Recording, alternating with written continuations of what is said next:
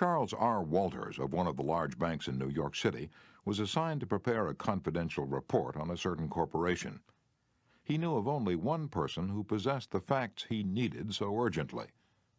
As Mr. Walters was ushered into the president's office, a young woman stuck her head through a door and told the president that she didn't have any stamps for him that day. "I'm collecting stamps for my 12-year-old son," the president explained to Mr. Walters. Mr. Walters stated his mission and began asking questions. The president was vague, general, nebulous. He didn't want to talk, and apparently nothing could persuade him to talk. The interview was brief and barren.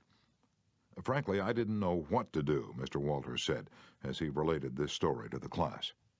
Then I remembered what his secretary had said to him.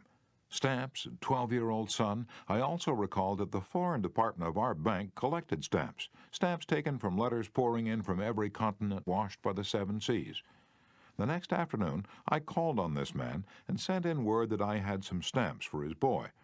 Was I ushered in with enthusiasm? Yes, sir. He couldn't have shaken my hand with more enthusiasm if he'd been running for Congress. He radiated smiles and goodwill. "Oh, my George will love this one," he kept saying as he fondled the stamps. "Look at this. This is a treasure." And we spent half an hour talking stamps and looking at the picture of his boy, and then he devoted more than an hour of his time to giving me every bit of information I wanted without my even suggesting that he do it. He told me all he knew, and then he called in his subordinates and questioned them. He telephoned some of his associates. He loaded me down with facts, figures, reports, and correspondence.